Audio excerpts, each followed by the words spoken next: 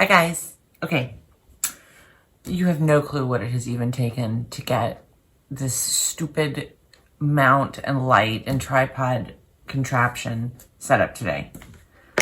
So finally I got it to just stand, and I figured we would just go with it because I wanted to do the first video for The Dry. I talked about in my intro video that we were going to start with The Dry by Jane Harper.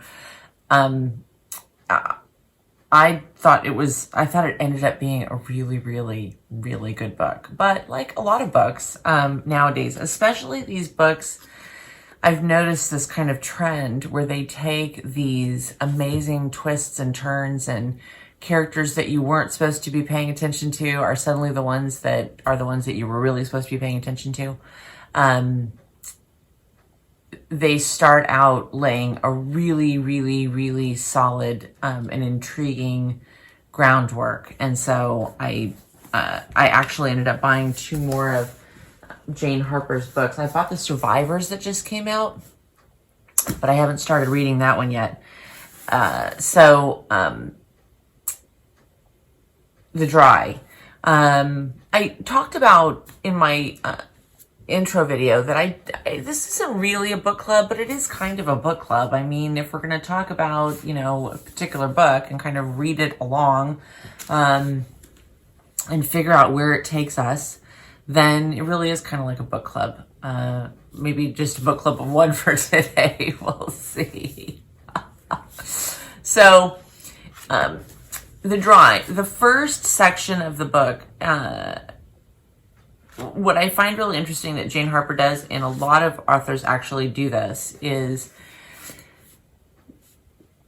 they start, sometimes I think we expect that a book is going to start at the beginning, way back, before the crisis or the chaos or whatever it is, the situation happened, and lead you up to it. And what I have found with so many of the books that I really love is that they don't do that. They kind of throw you right into the mix of things and then backtrack to build up all the information and all of that kind of scenario. And The Dry really does that. And it kind of starts out with, mind you, they're in Australia, so the kind of the terms and the departments are a little bit different, but in essence, he's a federal agent, and Aaron, and he is coming home, and he's coming home for a funeral of a friend of his that was a childhood friend that he had grown up with, and he's coming home for a really bizarre funeral. The circumstances of how his friend and his family have died are, horrific.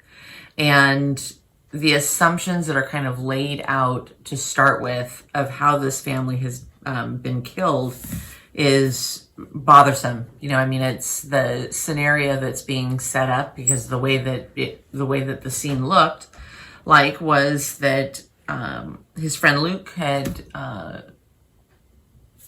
killed his wife and his son, and then killed himself.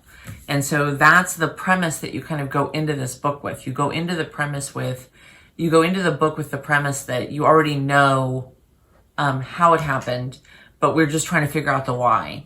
And I think that that's a really interesting thing that Jane Harper does in this book, is she makes you feel like she's giving you the answer. She makes you feel like she's giving you, kind of the whodunit, and now you're just kind of along for the ride trying to figure out why it happened. And I think that the interesting thing also here is that you don't really know, even when the book starts, that that's what you're looking for. You're looking for the why.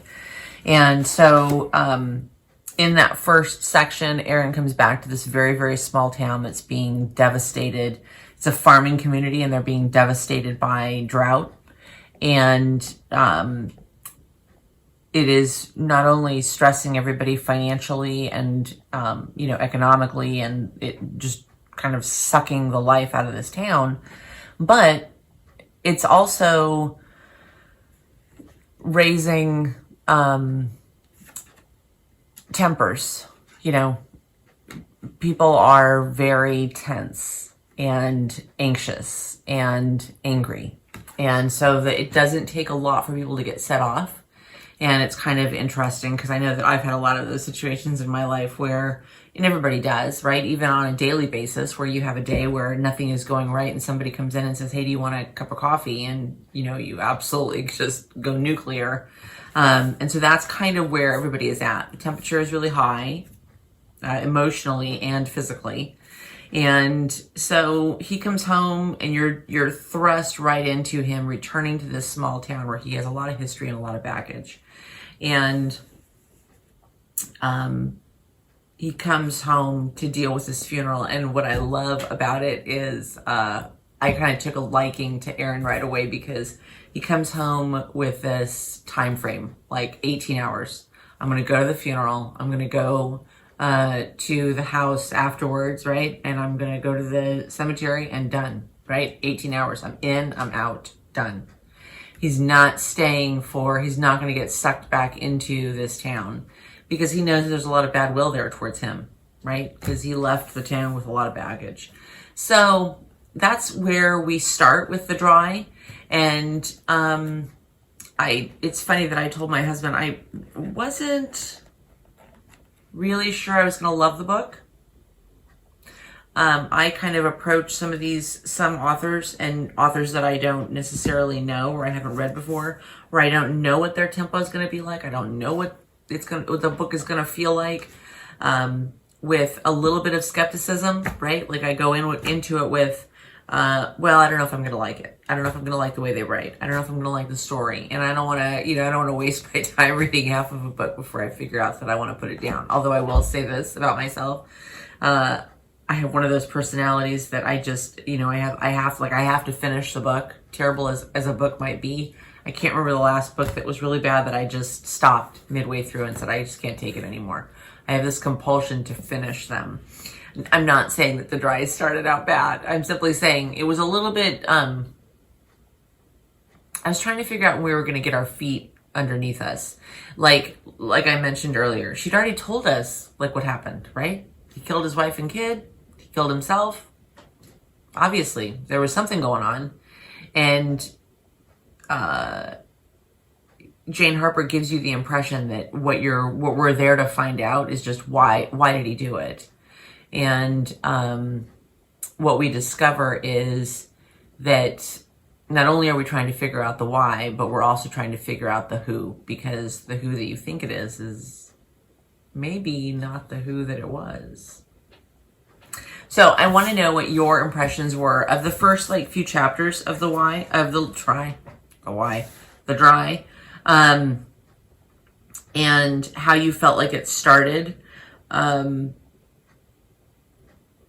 I love a book. I love and hate. I have a love-hate relationship with a book where I'm waiting to get into the meat of it. Like I'm so anxious to get into the meat of it, and I know that we're getting there. And then, there were multiple times in this book that I will say where I kind of went,